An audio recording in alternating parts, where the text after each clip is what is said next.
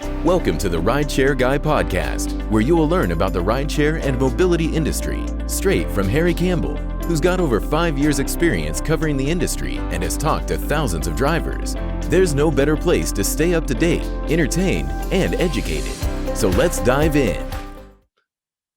So Joseph is the Director of Sales for the global chauffeur service Blacklane. He's also the founder and managing director for Havn, London's electric chauffeur service, in which Blacklane has a majority stake. He first joined InMotion Ventures, Jaguar Land Rover's corporate venturing arm, in 2018 as an entrepreneur in residence and founding Havn in post. Prior to ride-hailing, though, Joseph has worked exclusively in mobility for over a decade, holding posts as a general manager for OFO, the CEO for Drive Now UK, and various managerial positions at Zipcar. Alongside Havn, he also advises Beeline.co and also holds a voluntary position as a trustee of Como UK, the charity for shared transport.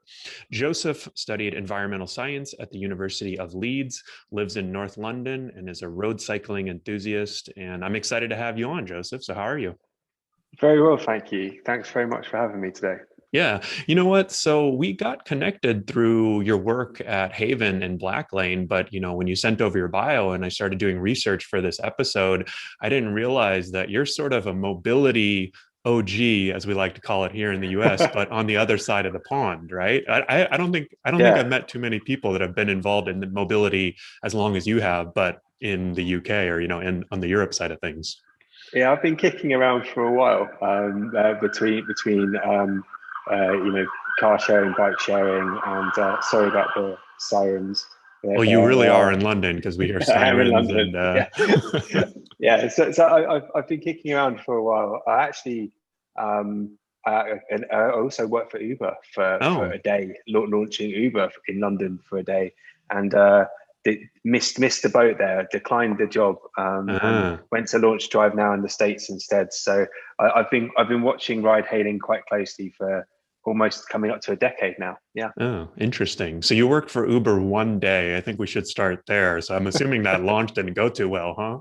No, it was good. It was good. It was really fun. It was their first launch day. It was dealing working with their launch team just before the Olympics in 2012, and it was fantastic. But I got a better offer, and the States was calling, and I wanted to go to San Francisco, so I did that, and missed the boat there. But it was a very interesting time, and I've stayed close to ride hailing ever since, and obviously launched Havn back in 2018. Yeah. So before we get into Havn and kind of what the type of service that you're offering and how it works, I find it really interesting, the kind of interconnected web of companies. I mentioned this in your bio that, you're entrepreneur in residence at, working for the InMotion. And then I mentioned the company Blacklane. So can you at a high level, can you talk a little bit about your background and how these different companies are intersecting and working together? Sure. So InMotion Ventures is the corporate venturing arm of Jaguar Land Rover. So I joined them as an entrepreneur in residence, which is a fancy title for someone who needs to come up with business ideas and try and get new businesses launched. So the business that we launched through InMotion Ventures was Havn, which was an electric chauffeur service built on three criteria. One, that you offered a electric service only, that you worked with quality chauffeurs and employed chauffeurs, and that you also had a digital, lastly, you had a digital and physical tailored environment for the customer. So those are the principles that we launched with. And when did you launch that service? So we launched that in 2019. In London? Yep, exactly. Had that live from midsummer all the way through to March last year, and you know what happened in March last year with the pandemic. And so that was really successful, and we proved during that phase that you can operate an electric fleet.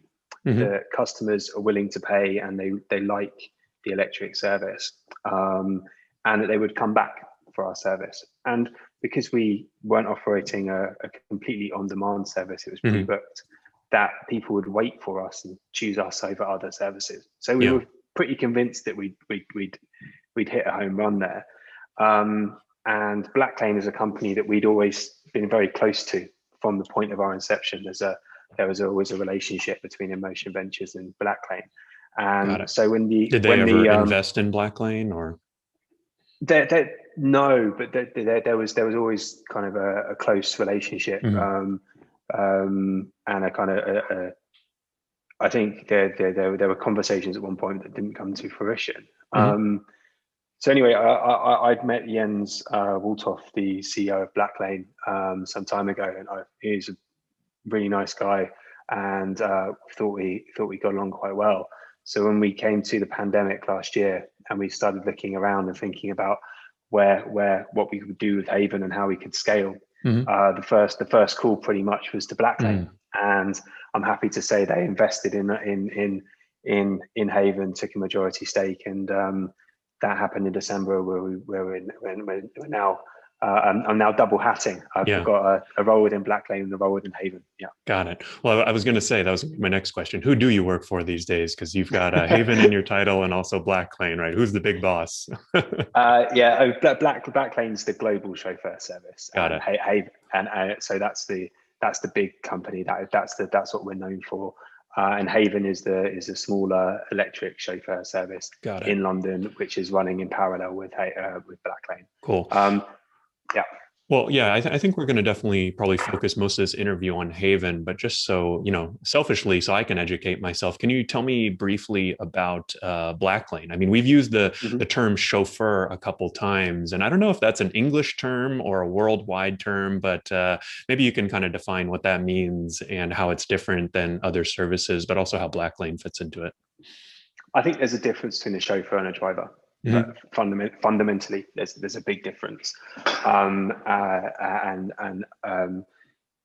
chauffeur is someone that's highly trained in etiquette, in customer service. They are your concierge for the journey. Also, driving and door-to-door service is expected. So we're not talking about defining the service by the type of car.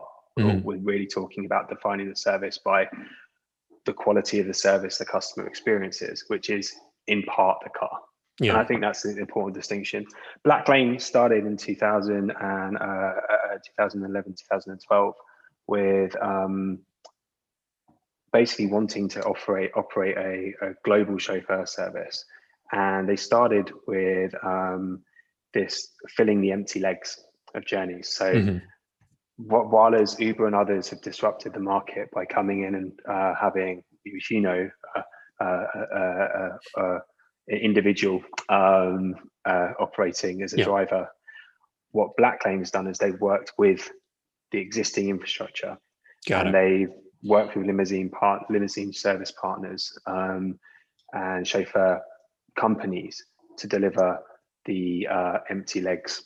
So if you're driving to the airport, Blacklane would have started by giving you a journey back to the city. And from there, they've grown substantially, 250 cities now, 50 countries, big backing from Daimler, serious business.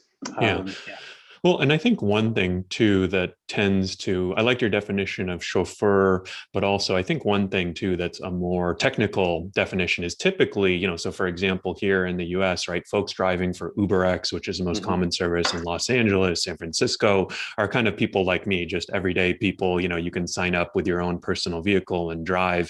In places like New York City, though, where it's more regulated, and I think more globally, these chauffeur type services typically, have, I don't know if it's exactly the same, but in New York City, they have commercial insurance, for example, right? And they also have TLC licensing. So what that means is that they can go do basically a private ride. They can work for any company, whether they have insurance or not, versus someone like me. Technically, I can't go out and do that because it's kind of against the law here. So I sort of think of it as, kind of like the UberX. I'm curious how you think about those levels and how Blacklane fits into that. I kind of assume that they're more in that secondary, like I think of it as like commercially insured type drivers, basically. Yeah, so all of our chauffeurs, we only operate with professional chauffeurs. through professional companies where they're fully employed and they have all of their commercial insurance, etc. So we don't operate with individuals or at the what we call the mass market or the kind of less premium side of the market. So got it. Well, I guess that's my question, how you kind of define and think about those two market segments, right? Because I think when a lot of people think about Uber or they think about, private rides, they don't always know that, kind of the difference. And then obviously there are different costs that go into that, right? When you have someone who's fully commercially insured versus someone just driving for Uber. I mean, there's a reason why Uber in Los Angeles is 60 to 90 cents a mile versus, if you're hiring, I just looked up a Blacklane ride from my house to the airport, it's $100, right? And it's a much different car and probably different experience. Yeah. Yeah, there's a difference. There's also a difference in the service level that the customer expects. I mean, we have a call center that follows the sun. You can call us at any time, and you'll get someone on the phone, English speaking, straight away. Yeah. He can tell you and connect you with your chauffeur if you need it, and we'll troubleshoot. So we don't do handbacks. If you book a Blacklane, you book a Havn, we're there for you. Yeah. So it's this kind of reliability level that you pay for. And this is what the corporate customer and the high end customer requires, and that's what we deliver. I think there's just this duty of care thing as well, which in the UK and is also it's maybe different in different markets, but it wouldn't be appropriate for me to get into a normal Uber Pop or an UberX. As a business coming from the UK market, flying over to LA, for example. Yeah. So there's reasons why you fit into that. Yeah. And so the customer profile, you mentioned a couple options, corporate, high end. What is the sort of typical customer profile and types of trips? You mentioned airport rides, business trips, I'm assuming. So what is the sort of typical customer profile? I guess not only for Blacklane, but perfect segue into Havn too. Yeah, so Jens Waltoft, the founder of Blacklane, is probably the best example of the Blacklane customer. He's an ex-BCG consultant, so one of the big consultancy groups, and he was flying around the world and was always kind of upset with the different car types, the different service levels that he got around the world. So Blacklane was introduced to again fit that empty leg, but also to provide a consistent level of service across the chauffeur, the car, what they wear, all that kind of stuff. So he's a good example, and the consultants are a really good example of the international business travel that Blacklane started to serve. And obviously, it's grown since then, since 2013. There's a larger one. But with Havn, it's a slightly different kettle of fish, to use the English expression. I would like you to keep on using a lot of English terms and expressions and even puns if you have them, so that way I can get a little insider info while I'm here. Sure, I'll try. I try not to slip into too much Cockney. Cockney rhyming slang, that is. Okay, so yeah, with Havn, it's a slightly different setup. We only are in London, and we wanted to go for what we call ethical or considerate consumers. So we're talking people that can afford a premium service, sure, but these are people that are confirmed Londoners, care about the environment, only want to ride electric, and they're tech enabled. And when I look at the customer groups there, they're quite young. So the average is like 45 thereabouts. Good mix of male and female, and the customer profile is someone that works in tech or with it in finance, for example. Yeah, got it. And you mentioned that they're sort of, I guess they care about the environment, because I think one thing I've seen across the board in mobility is that a lot of people say they care about the environment, or they say that they care about electric but when it comes down to two comparable options, right? Like typically price is the number one determining factor, the cheapest ride. Do you think that, in the segment you're going after there, do they care more about, because you have an offering that is, really great experience and electric, right? So do you think they care more about the electric part or more about the offering? I think the offering is the hygiene factor. Are you on time? Is the Yeah. service, and then the reason they come back to you is electric. So I Electric. think it's part of the, I think it's, as a politician's answer. So I don't think it's one, I don't think it's one or the other. I mean, you did answer the question. So I think it's, I know, I actually agree with that. I mean, I think that, like typically, right, like the actual experience, the reliability, right, those types of KPIs, the ETAs, and I know you guys are more of a scheduled system, right? But so them showing up on time, right? Like the actual transportation piece of getting from A to B, I think is the most important. And then if it's electric, it's kind of like, it sounds like it's icing on the cake. Yeah, and it's also, I think the chauffeurs are highly trained. Whenever you get into a car, it's the same smell. So we've made that uniform. We introduced the do not disturb functionality, your own music, and all that stuff, the options in the app before some of our other competitors launched that. So and I think that's kind of commonplace now in many apps. And we also don't accept a journey when we can't do it. So we'll tell you if we can't do it if you're pre-booking it. So I think there's a kind of respect going both ways between us and the customers. And you're seeing people come back to try and book us more.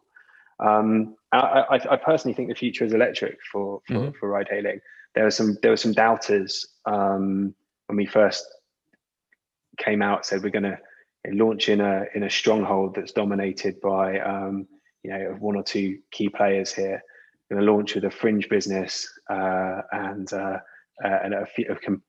fully electric service and a fully employed fleet with a strange name. It's kind of it's a bit of a punt, but actually I think we did a decent job. And with Blacklane and Havn, we've put two commitments out. I've listened to your other podcasts, and I know the commitment's the easy thing, but actually what we do to get there is more important. But the two commitments for us are, we're carbon neutral. Going back to 2017, we've been offsetting, and we want to be a carbon neutral company back from time of inception.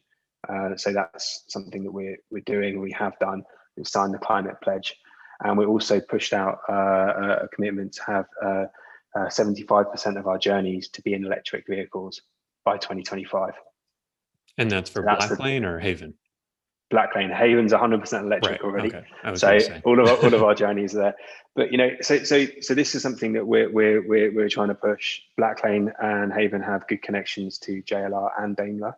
So for vehicle supply is something that we're aiming at and trying to work with our partners to ensure that we're creating that virtuous demand cycle. Yeah. If we can tell you as a driver or as a chauffeur company to go out and buy electric vehicles because or to lease electric vehicles because here's the deal and these are the customers that want them, then we can help create that supply and demand dynamics. And so that's how I see our role in that.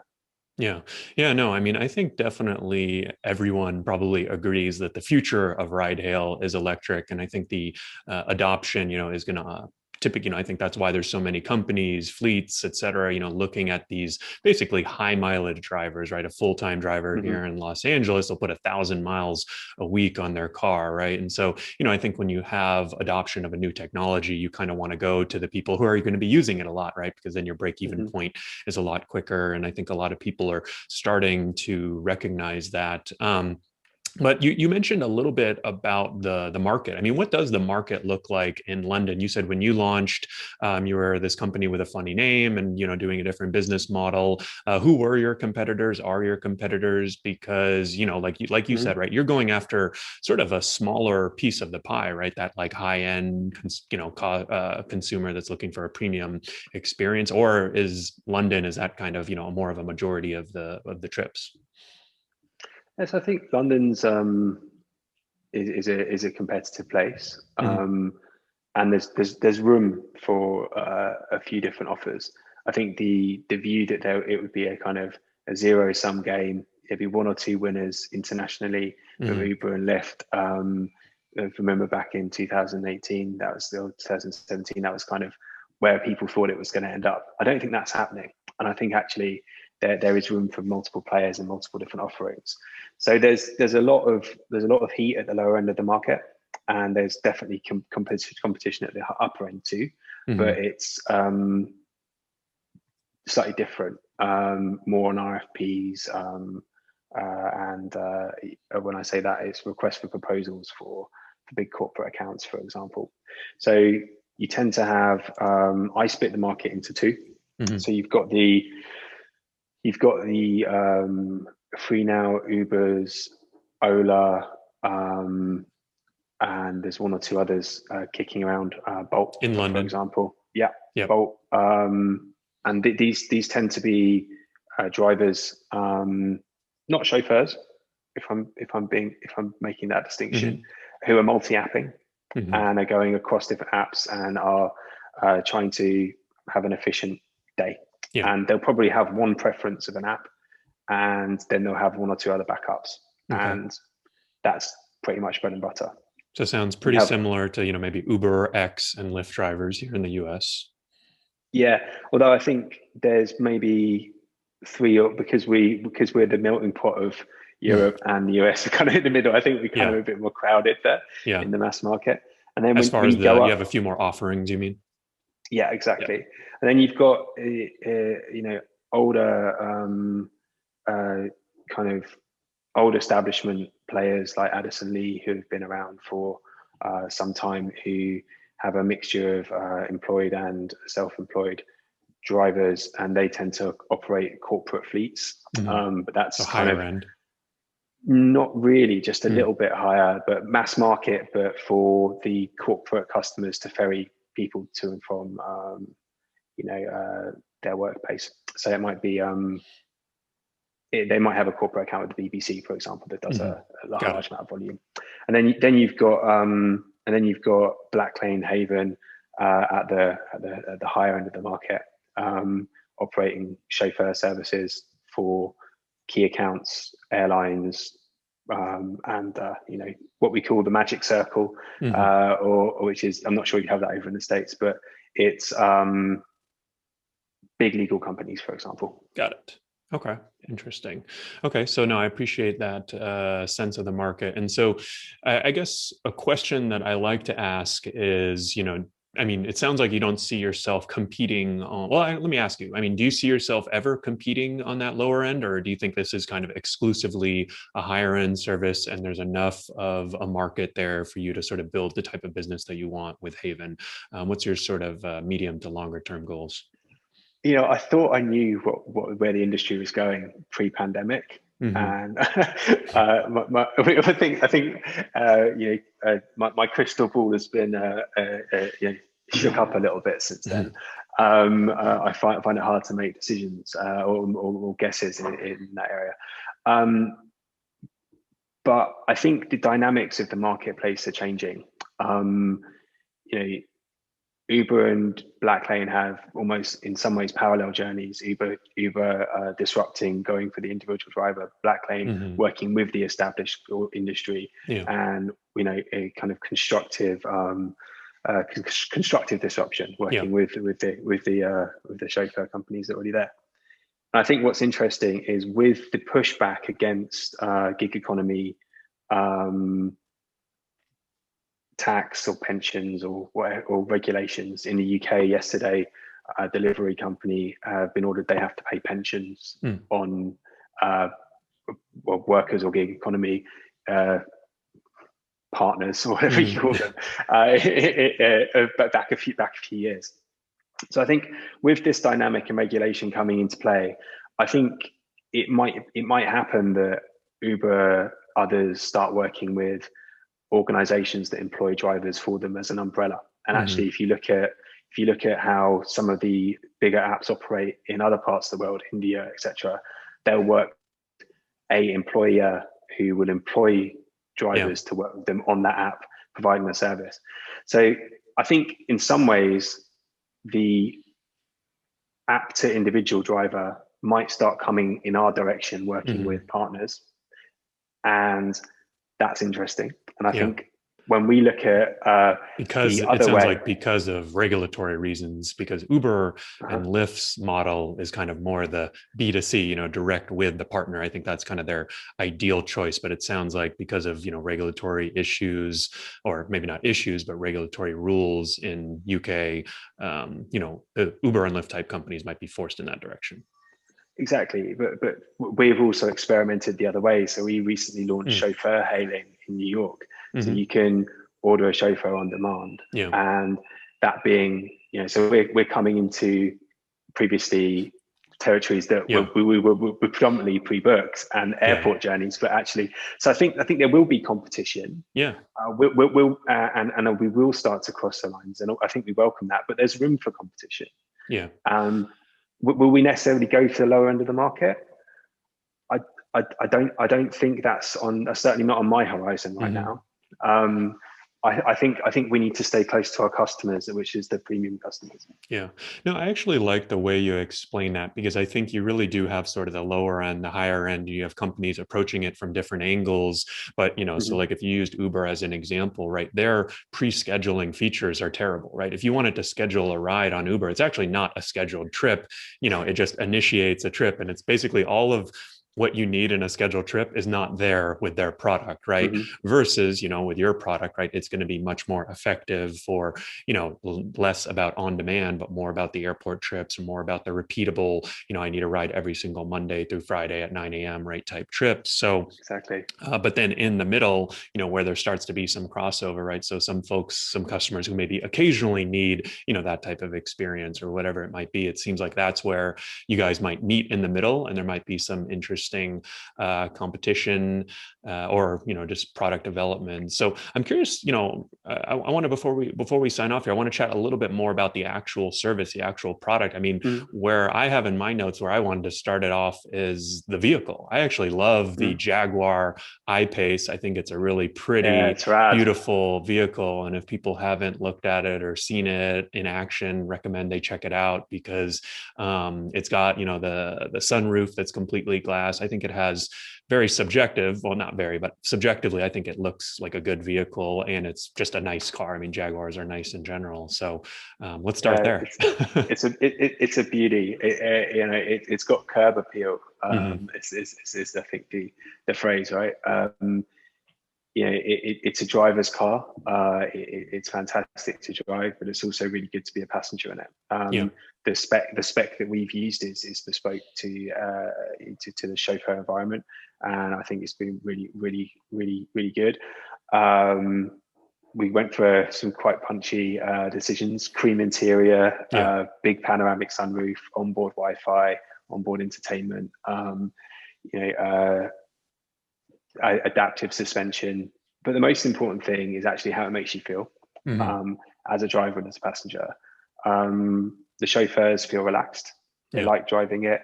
They finish the day. They're not stressed. That's some of the feedback we've had from them. You know, passengers really like it. It's airy. It's roomy, and you know, what's really nice is when you're traveling between meetings in a London setting, you're getting the skyline as well through the panoramic roof. So obviously heated seats and all that kind of stuff are a standard. I mean, it's definitely a luxury vehicle. And I mean, Jaguar is known for that. Do you foresee any issues, you know, if competitors come onto the scene? I mean, you know, you had originally reached out to me because Revel was launching an all EV service with Model Ys in New York City. I drive a Model Y.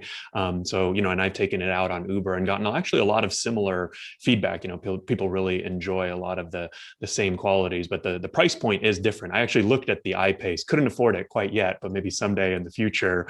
I mean, the I-Pace is a more expensive car. Do you feel like that could be an issue in the future, right? If there's competitors with basically cheaper but comparable experiences on the vehicle side?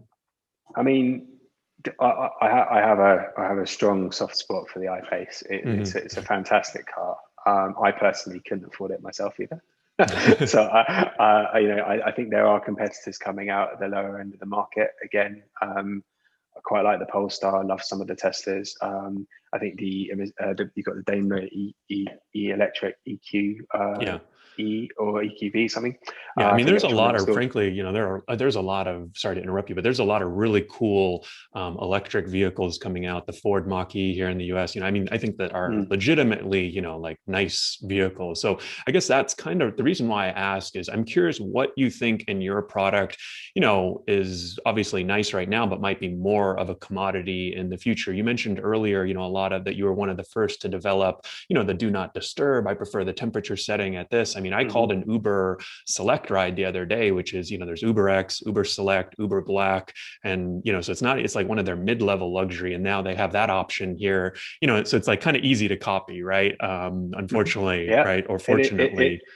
It is easy to copy. It's easy to bung something in the app, and do not disturb feature is quite useful sometimes. Yeah. When you're on calls and stuff.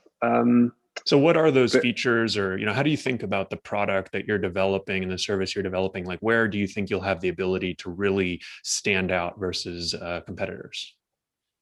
So I think I come back to one of my original points. Like, it's about the service, and it's about how the customers feel. The tech experience, the onboarding in the app, the tech in the car, the entertainment system, etc. That is all important. But I think as an industry, we often get confused by defining the service we get by the type of car. So when we first looked at the market and we talked to a customer and say, how was your last experience in a ride hail? How was your last experience in a chauffeur service? And they'd say, yeah, it was good. I got an E-Class, or yeah, it was good. I got a BMW 5 Series. You dig into it a bit deeper and it'd be like, well, the guy smelled a bit because he'd just eaten some food, or there are lots of things in the dashboard that I couldn't see, or he had 3 phones on the go and I didn't know where I was going. All of those things are actually really important. So I think it's table stakes. The car, the tech, that's table stakes. What people come back for is the service level, and that's the human. That's the person that gives the service and how they drive. So I think actually that's where the differentiator is. Long term, it's around training, and it's around making sure you have the quality chauffeurs. Yeah. You know what? I think, as you might guess, I might agree. I think I'm going to agree with you, because I've sort of built a whole business around basically helping drivers be better drivers, earn more money, not, it's funny that you mentioned the smelly car. Literally, I think I did a video once where I told people, if you're ever going to eat in the car, just make sure you drive around for a few minutes with the windows down, right? Because those smells can be really pungent, right? And it's like a very simple thing. And I'm curious what your take on it is, right? Because I think a lot of people think of driving, for Uber and Lyft, or driving for hire. We all drive, right? Everybody knows how to drive. So it seems like an easy skill. But it's not rocket science, but the way I like to say, it's a lot more difficult than it looks. So what are the specific things that you've done with your fleet of drivers that you think help, enable or achieve that? I think number one, the fact that, it sounds like you have employee drivers, right? So you have a lot more ability to do training, control, standardize the experience basically, right? Yeah, and not everyone makes the cut. We have rigorous procedures to make sure that everyone's up to standard. And so, what would be an example of that, or what do you look for or not look for? Feedback, secret shopping, what they're wearing, video calls to check what's going on in the car, check the setup. All of that stuff kind of is just on a roll, on a roster. For me. I was trying to explain it to a colleague the other day. We are greater than the sum of our parts. It is not the fact that the chauffeur gets out of the car and opens the door for you.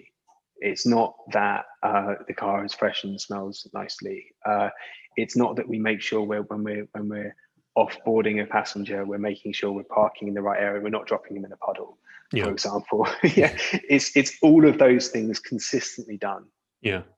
At a high level. So I wouldn't be able to point out the kind of all of those small things. It's literally at first glance, it all looks very simple, but doing that consistently, day in, day out, is very, very difficult. And it's repetition and constant feedback is how you get that. Yeah, no, I mean, I totally agree with you. And it's funny when you were citing those small examples, it just made me think, I mean, I've been a driver for Uber and Lyft and I signed up over 7 years ago. And so I've experienced a lot of those things over time, telling passengers, make sure, I guess here in the US, if they're getting out on the left side, we tell them to watch out for bikers, right? Or something like that, right? Just the small things that, hey, when you're getting out of the car. But I'm curious, what are the actual ways that you guys instill a lot, I mean, is it just they need experience, or I mean, because I think that's the thing, right? A lot of these things you will learn over time, right? And let's say you do 1,000 trips with Havn, and over time you learn a lot of those things, where I feel like a lot of the opportunity is accelerating that learning curve. So is it specific training that you're doing with the drivers? Yeah. Do you make them go out and take a ride as a passenger? Do you make them do practice trips? And you don't need to unveil all your secrets, but I'm just curious if there's I'll give you a few snapshots. So the first is in the UK we call that the Dutch turn, the Dutch unlock. When you're you'd reach over with your opposite hand. So normally you would reach over with your right to unlock, but actually you need to make sure you go with your left. So I'll send you something on YouTube about it. It's a thing within the cycling community, and as a cyclist, I feel like I have to mention it. Yeah. But what other things that we do? So, chauffeurs know their cities, right? Chauffeurs know the cities like the back of the hand. They know they when they're picking up a customer, they see the route that's coming. Yeah. They'll check the route that they're going on, and they'll see if there's any updates, and they'll see if there's any traffic coming up or anything like that.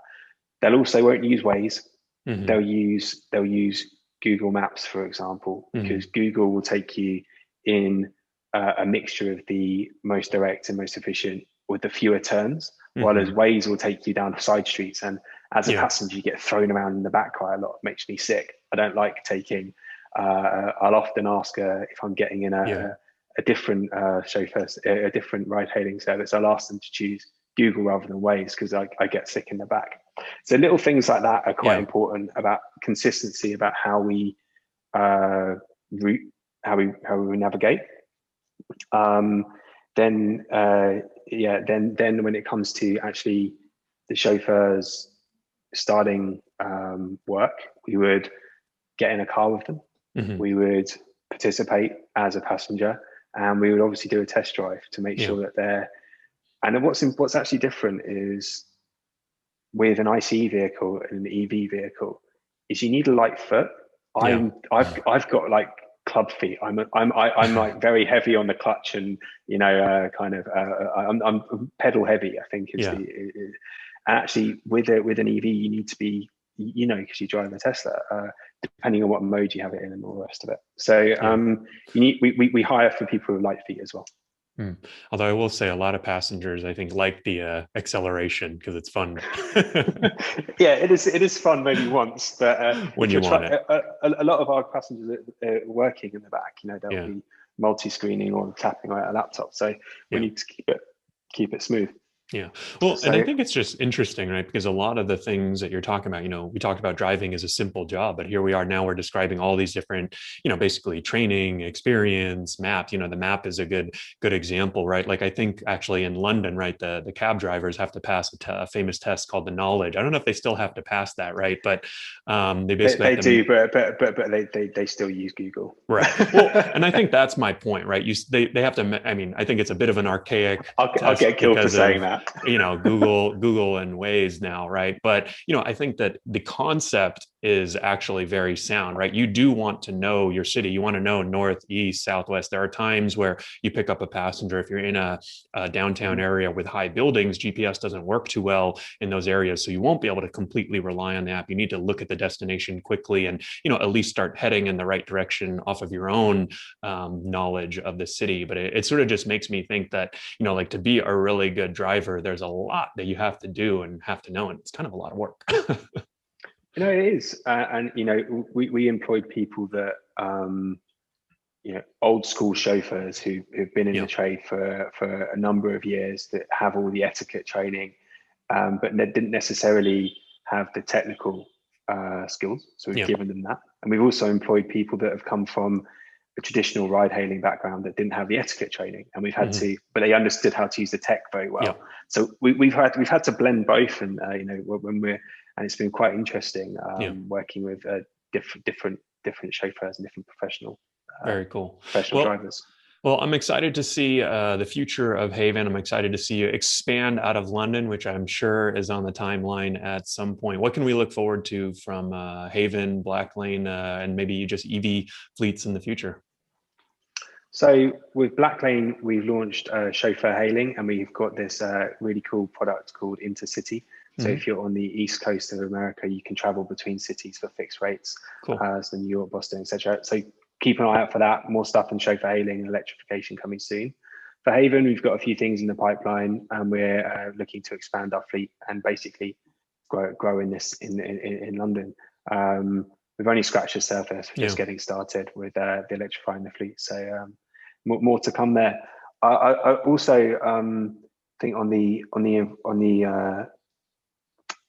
there's another conversation to be had with you about how we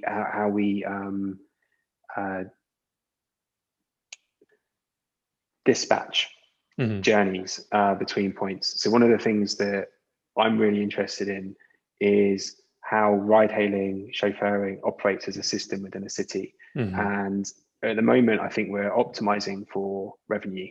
And I think in the future, we're going to have to start optimizing for miles driven and for emissions as well. So I think there's a few things on my horizon there that I'm interested in talking to you about at some point.